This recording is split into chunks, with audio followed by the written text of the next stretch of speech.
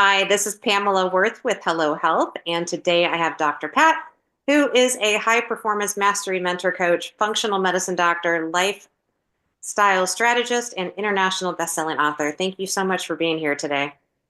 Thanks. I appreciate it. It's been, I've been looking forward to this and hanging out with you and sharing some great information and uplifting a lot of lives. Absolutely. So, a lot of what we do is we want to help people understand what they can do and think about and ask questions about when it comes to functional health. So, tell us a little bit about you and your practice and some of the things that you do as a mentor, a coach, a doctor, also CEO and founder of Health Team Network. Well, I do more than just that, but if that isn't enough, one of the things that has always driven me and is that I'm very solution driven. And so in knowing where like I come from in that, and I've been like this my whole entire life. I came out of the chute, solving problems.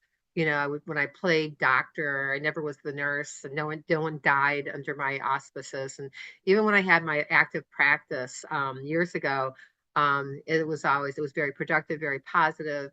People got well, people referred a lot of people, and I had a big faith in the community of where I was at. I did a lot of outside talking. And so when I sold my business, I moved to Boston where nobody knew me. It was great. And but I walked around and the biggest thing that I saw in Boston was I saw a lot of sick people and people who were sick and they didn't know it. And so or like nobody home, and like so stressed. And it's just, and I wasn't working then because I took time off after I sold my business.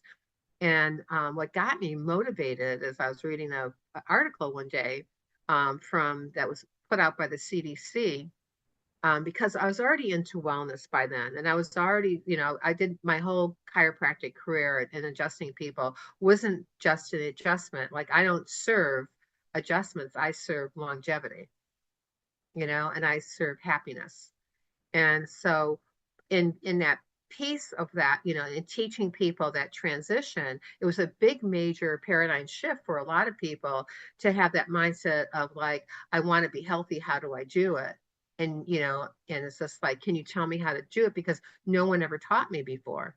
So I taught people how to eat. I taught people how to do detoxes that promoted tonification of your body and not depleted it, and purging everything out of you, because that's not necessarily your health and wellness. And so when I put, when I sold my business and went up there, I started doing in Boston, I started doing, private coaching. And I called it coaching. Nobody called it coaching then. It was all, they were consultants, but I called myself a coach. And and I saw these, like I said, just said I saw a lot of people who weren't well and they didn't know it. And so it was really great to be undercover, incognito, in a scenario where I could ask people any question because they never asked me what I did. I asked people, are you a person or are you a human being? And I only had one person once who said yes. And I said, you must be a medical doctor. He goes, how did you know? And I said, because you guys, it's just like there has to be this like, edginess about them because they can't get too close. Whereas in alternative and holistic medicine, you hug everybody, and it's just like, and that touchy feely part of that, is, in a very like clean way, helps people get even better because some people never, no one ever touches them, and so when you're delivering a chiropractic adjustment, your hands are on someone's, body on their back, and, or, you're doing like functional movement with them and teaching that. If you have different, depends on your certification. I'm a certified sports physician. So if I'm dealing with the pro volleyball games that I used to do in the summer, it's just like I'm helping people like, get that major stretch so they have more bounce to the ounce and they can get that ball and spike it, over on the other side of the net. And so I decided when I was up there, I really wanted to do more coaching because I thought that I could impact people's lives on a deeper level, and like, sit with them like, why are you sick?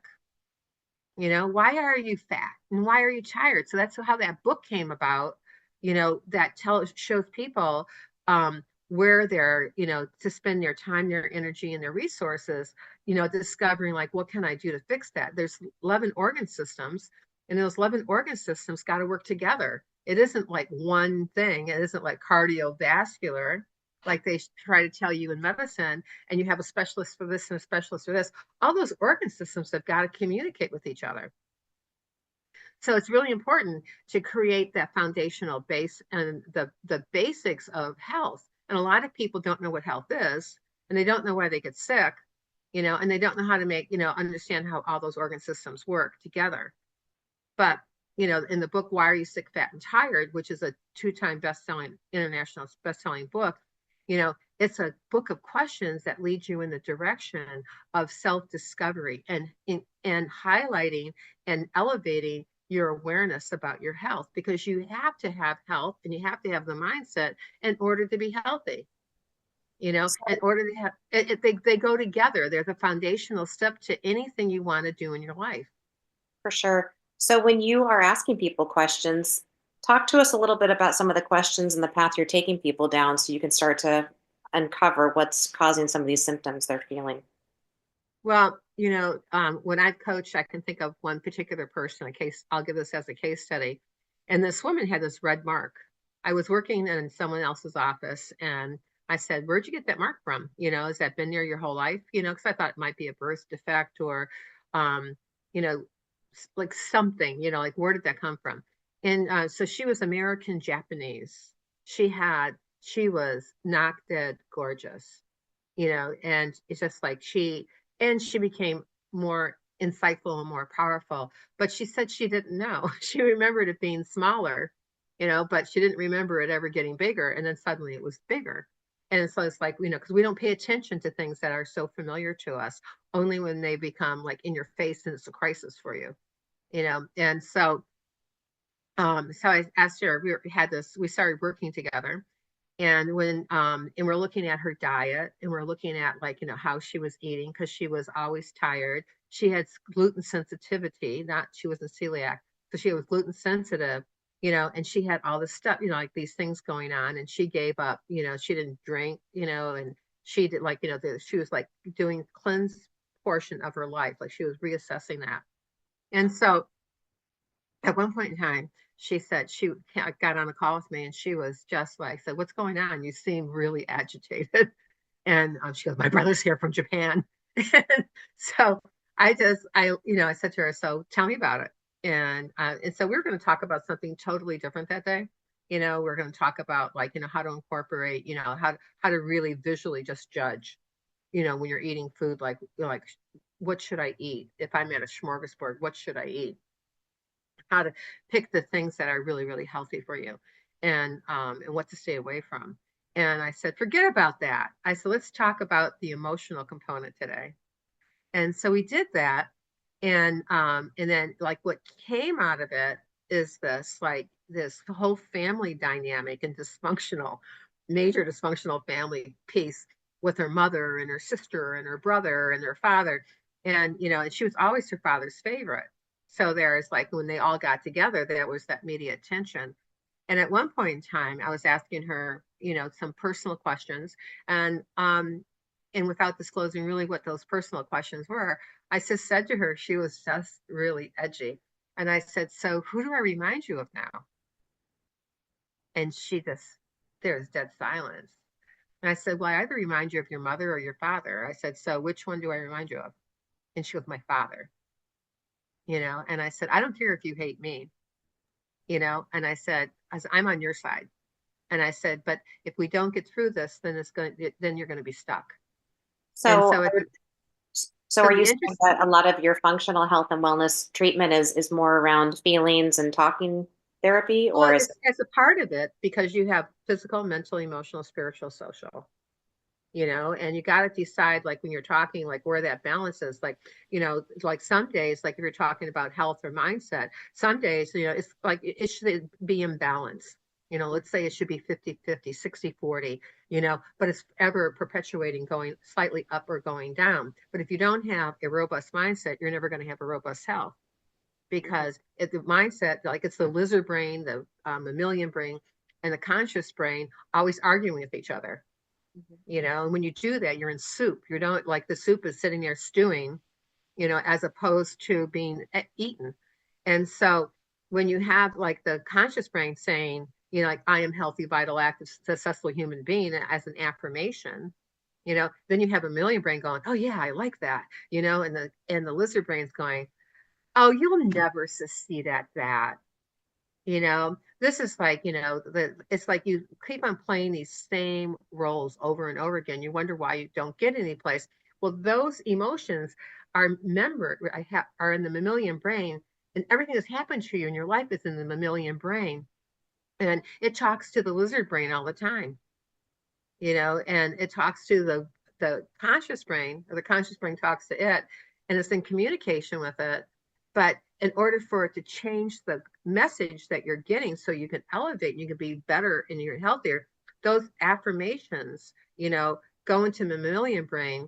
And then when something comes up, again and again, then what happens is that, it tells it like, oh no, that can't happen. And you're doing affirmations, so there's this, like it's almost like having mixed messages, and deciding. But when the mammalian brain actually like registers a positive experience, then that positive experience is there. So it can say to the lizard brain, you're wrong, and you can listen to, it's better information. That's how they do marketing. It's the holy grail of marketing. They take you from your pain point and they take you to a positive experience. And when you register that in the mammalian brain, it happens over and over again, much more frequently. And for her, that's what happened.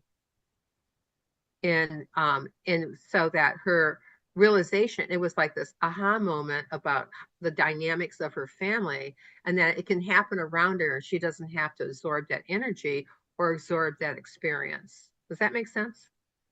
Yeah, you keep kind of touching on lizard brain, but I'm not sure that a lot of people understand what that means. Do you want to touch on that for a minute? No problem. You have three brains primarily. One's your primitive brain, one's your mammalian brain, and one's your conscious brain. Primitive brain is what you're born with. It is like the fight or flight. It's like when the saber-toothed tiger jumps in front of you, the guy who pulls directly in front of your car and you slam on the brakes. It's just like it's the one that, that's how people replicate themselves, because it's about fornication, it's about feeding yourself. Those, like all those basic needs that, that we have as human beings, that's the lizard brain. It's the one that has the message like, you can't, or you heard it when you were young and your parents were arguing about money. And so the when you're arguing about money, you're going, oh, I'm not good enough, or like, I can't have money. And then you create that stress. There's a book called The Big Leap by, I think his name is Gail. I have to think Gail Frederick or something like that. But it's called The Big Leap. And he talks about how people, take on these things that they hear at a young age, and then they act as if that's real. And that's the same message, and you hear over and over again. So, like, you have parents who argue about money, you like keep on hitting the ceiling or the wall, and you're thinking, why can't I get a better job? Every time I get a better job, I get fired, or I change jobs. It's not the job for me. Um, it's those messages that we repeat like over and over again. And what I find, and that there's a technique in chiropractic called NET, and it's called neuro emotional tracing. That's what it was originally called. When I took it, that's what it was called. And what the technique does is it takes a look at something that might have happened to you and you store it someplace in your body. Mhm. I had one of the top three OBGYN people in Boston was my OBGYN doctor, and I used to refer patients up to her all the time. And one of my patients came back and she said, I realized something. And she said, every time I have a yeast infection, I just got done getting in a big fight with my husband. And the relationship to those things that happen in our environment affect us physically, or how we choose to let them affect us physically, because we can choose how to react to something, and whether or not to take it on or not. Kind of a convoluted, part of that experience, but it happens so with us, it happens to everybody. So it sounds like when you're working with people, one of the first things you do is delve into the symptoms you're having and then delve into some of the experiences or the um, feelings Well, behind. I look at where somebody wants to go. Like, what is it that you want, Pamela, for your health? And you tell me, it's just like, I'm just like, I'm tired all the time. It's just like, I'm fatigued and I can't think. And I wake up totally like right side, left side. I feel blonde every day, when I get up and I don't feel like eating. And it's just like if I don't have coffee, then, and you get into this hamster, wheel cycle thing. It's just like, so what is it that you want to do?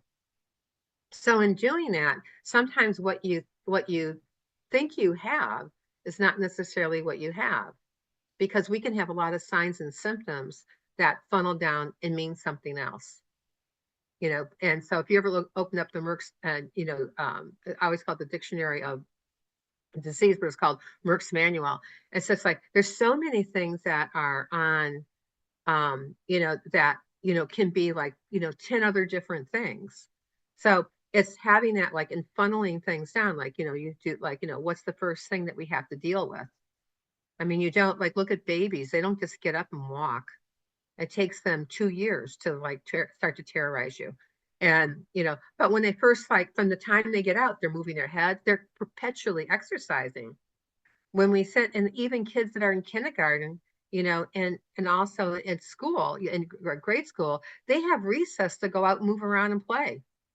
There was always recognized that you need to have that movement, for that. It's when you get into adulthood that you sit down and you're no longer doing that, and your muscles lose its memory for the tonicity portion of it. So it's just like, where's the weak link? You got to figure out what the weak link is, because if you don't know what the weak link, and you're treating or talking about something else, then, it's just like it can take you a lot longer to get to your desired goal, and I help people get to their goals in a lot less time, whether it's physical, mental, emotional, spiritual, or even financial, so that they can get through the rhetoric, and do it in a more simple, safer, and in a very speedier solution, without harm, without drugs, in order to do it. Sometimes you need drugs, sure. I mean, sometimes there's emergency cases, but the idea is not to take something forever. Even Dr. Mayo of Mayo Clinic, used to say that, some drugs are poison in the same dose for the person sitting next to you. And so So it's just like, how do you do, like, in most pharmaceutical drugs are based upon a person who weighs 150, at least it used to. When people, the average, what you're looking at, what the average weight is for dosage, and that's how they dose people. And it's like, it's not like if you weigh 200 pounds, it's just like you're still taking the prescription for someone who's 150 in the old fashioned way. I don't know what the number is now, to be quite honest, but that's what it was at one point in time. so what about follow-up testing to ensure that someone is making progress? Tell Well, they're us a little. talking to me, number one, all the time. And number two, like I have two questionnaires that I give out. There's one in my book. My people who get my book, it's a book of questions, and there's some, directions in the beginning that make sense to, like, in leading into it, have the opportunity to speak with me for a half hour for free. And so when they do that, we look at what the pattern is, and so, like when you have tires, and you have tires that are so long, like they have a pattern of wear or tear. Our bodies have the same thing, whether it's all those, stages: physical, mental, emotional, spiritual, and even financial. So when working with somebody, and doing those, you repeat those tests because you want to see where you're at from, now and then going in the future. And so when I've had people who repeat them, because a lot of people go like, I don't really see the change, like, or see some change. A lot of times it's very subtle, and until they go back to repeat the questionnaire or the assessment, all of them are science based, as a bottom line. But they don't realize, they're going like, when I was taking that again, I realized I don't have the symptom anymore. And someone told me today that they were, that I saw in the clinic that I'm working in, because I'm back in practice part time in Lansing, New York. Um, the, they said, all of a sudden I went and had this, like, this treatment done that I recommended her that someone does. And she said, and I all of a sudden she goes, I didn't have, I 2 days later I realized I didn't have any pain, and but I don't know when it stopped. If I had to put my finger on when it stopped, she goes, 2 days later I didn't have the pain that I had. It shifted and it changed. And that happens for a lot of people because it's just like if you are look at the example of women giving birth. I mean, my niece, my favorite niece, said to me, um, after she had her first kid, she goes, "I'm never doing this again, never." And did she? No, she had another one. And but it's just like a lot of women wouldn't do that again. Your body forgets those things because it wants to subdue it because it always is looking at how you're handling survival, Mhm. and how you're moving forward. So what sort of treatments do you suggest for people that are thinking about things emotionally or through a detox or through nutrition or through movement? Well, it depends upon what they want to do because some people don't have the body type to do specific, like running the marathon. If you're 200 pounds and you're 5'4", probably isn't the thing for your body that to elevate the functionality of it. And so if you're looking at, you like, wanting to lose weight, some people, genetically speaking, have a gene that they're from their ancestors that got passed to them that, keep their body more robust because they're always in there because their ancestors were living in Northern Europe and it was always fight or flight, and the winters were harsh. So they were bigger, stockier people. I mean, you can see that when you go when you're in England, generally speaking, just the kind of prototype generally speaking, not specifically speaking, but you know that prototype. I had a boyfriend that was very rounded, like more barrely, and his ancestors, brothers just liked it, and the sisters liked it too, the two. So, but their gene pool goes back so far that how it expresses itself when it hits a certain epigenetic environment. You know, you have to look at that and like like what is it like? How do we get you past that point? So there's things that are solutions for that, but they're really individualized. And a lot of things I do with people are very individualized. I never ever tell anyone to do anything I wouldn't do myself or I have done or have not done myself. So that's like one of the what makes me different from a lot of doctors. If something doesn't make sense to me, I don't vote for it, at all. And so knowing that, you have to know your bottom line and you have to know what your foundation looks like and if there's any cracks in it. And you first need to fix the cracks. You got to fix your foundation before you elevate. So You've got again, to be going back prepared. to detox and certain movements and things, do you have any favorites that you like to potentially talk with people about? Well, it's for a movement, when people tell me, a lot of people tell me they don't like to exercise. And I said, do you like to walk? Can you walk?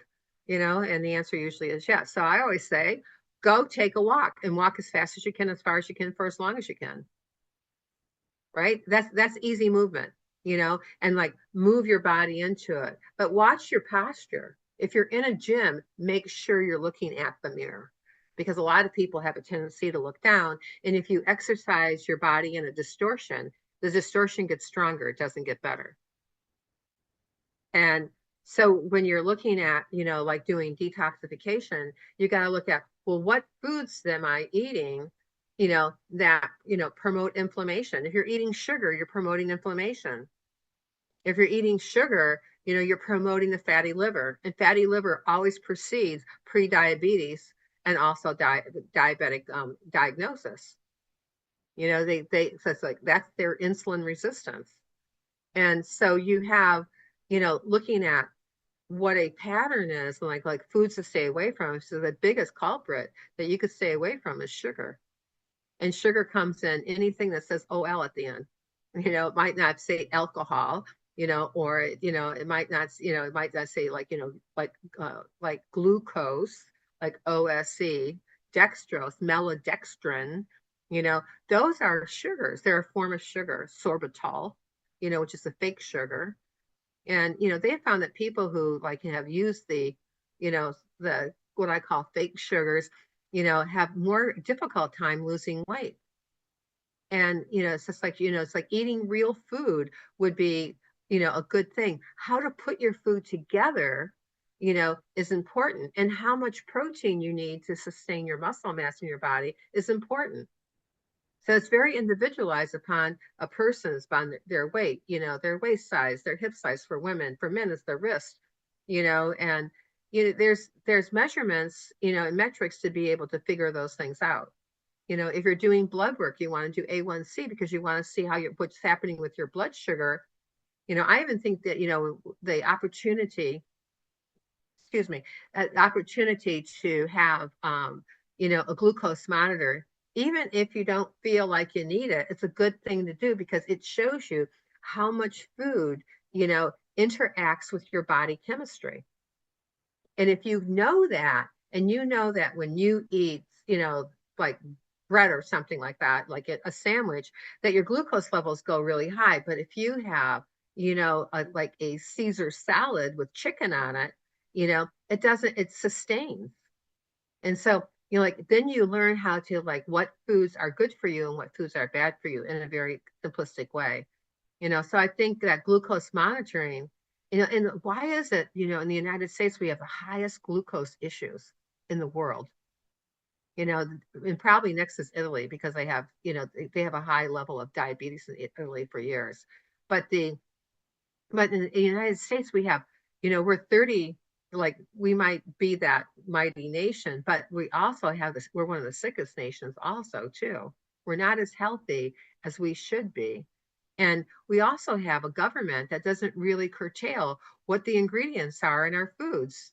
I always use the example of Heinz ketchup. It only has 8 ingredients in England, but in the United States, there's like a list. It is a long list, and there's things that are like, banned. I look when I buy, choose to eat things, I look at to see whether or not I go, it's banned in Europe. Because if it's banned in Europe, I don't eat it. They're much stricter and they care much more about their people than the government here in the United States for the FDA. And the FDA and the, Congress, and the big pharma, they're all in bed with each other. One strokes the other's palm. And, just look at the example of that too. It's like, when they put aspartame out, aspartame, aspartame's probably really, it is not probably, it is pretty bad for you. But they changed the name of it. That's something to be aware of too. It's like it's just like whether all the names for aspartame, go look it up on AI, and it's just like never eat them. It's just they interfere with how you digest your foods. And if you eat toxins, those toxins get absorbed in your body and they have to go to the liver to get processed to get out of there. When the liver goes to process them, the liver wants to get rid of them. So the ideal place to put them is in the intestinal tract. And if they're small enough, they go to the kidney and then the bladder, and they all end up in the toilet. Mhm. The thing Well, is that if it gets overwhelmed, those yeah, toxins go to blood, brain, bone, and fat. I mean, who wants that?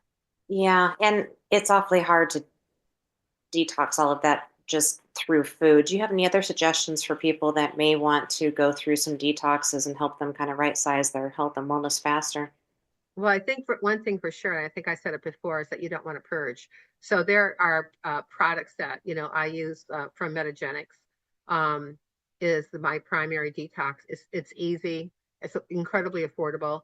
And you get the shaker, you get the supplement, and you get the the pro the medical food that comes along with it.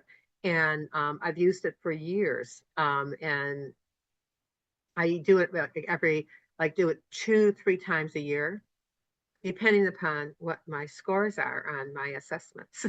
And that's the determinant thing. It's like, how am I handling those toxins? And am I a candidate? And if I'm a candidate, then you have to have a gut that knows what to do with it. Because if the gut lining is damaged, then those toxins seep out into the blood. They do the liver thing, and the liver can't handle it, and it gets overwhelmed, and it goes to blood, brain, bone, and fat.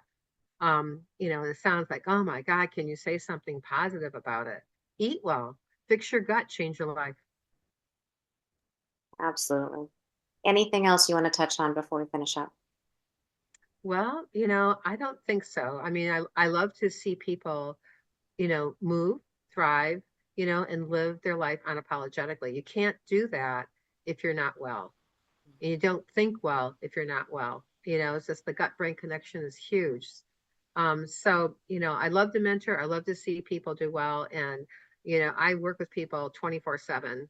And they have access to me. Anytime I'm working with somebody, they can call me in the middle of the night. As long as I hear the phone ring, I pick it up.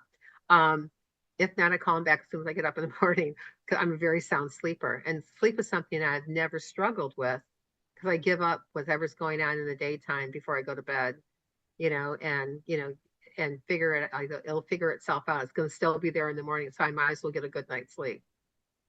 Absolutely. Thank you, doctor. Appreciate your time. I appreciate your time too.